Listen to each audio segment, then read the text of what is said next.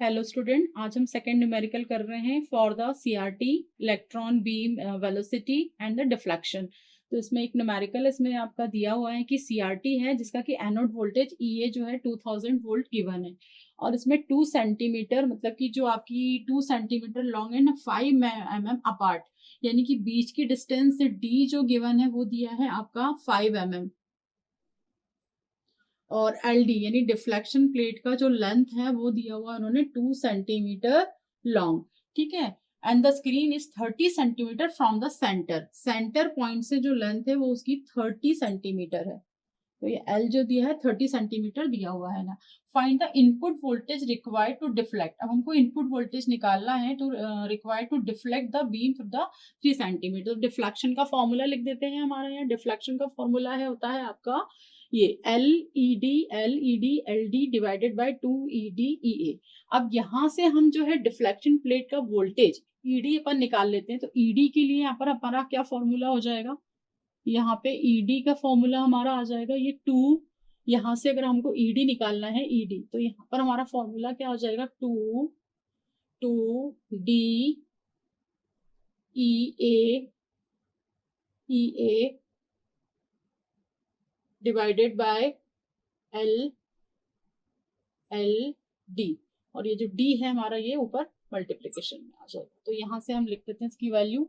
अब 2 दिया हुआ है यहाँ पर आपका, और डी जो है आपका क्या दिया हुआ है 5 mm। तो यहाँ पर आ जाएगा 2 इंटू 5 इंटू 10 की पावर -3 सेंटीमीटर में चेंज कर लिया हमने। और वोल्टेज दिया है आपका 2000।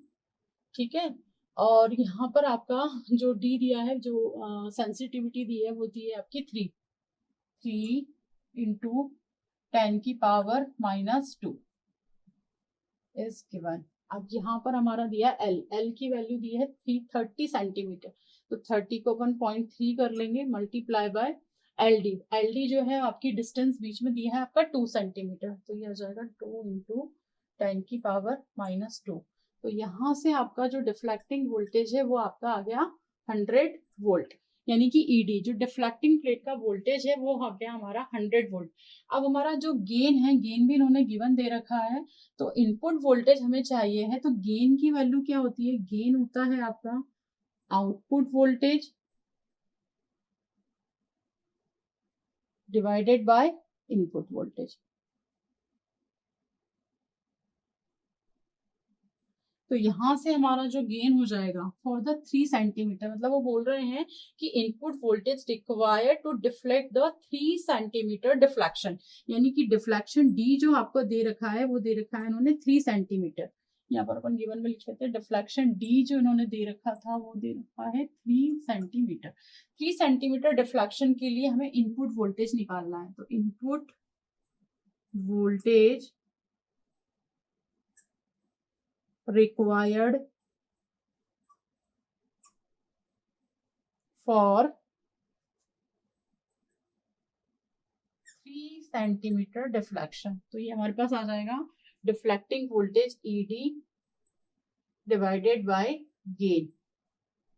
तो ईडी हमारे पास आ गया 100 वोल्ट और गेन भी इन्होंने एम्पलीफायर का दे रखा है 100। तो ये आ गया आपका 1 वोल्ट। तो दिस इज द आंसर। जो इनपुट वोल्टेज है वो हमारे यहाँ पर 1 वोल्ट आएगा।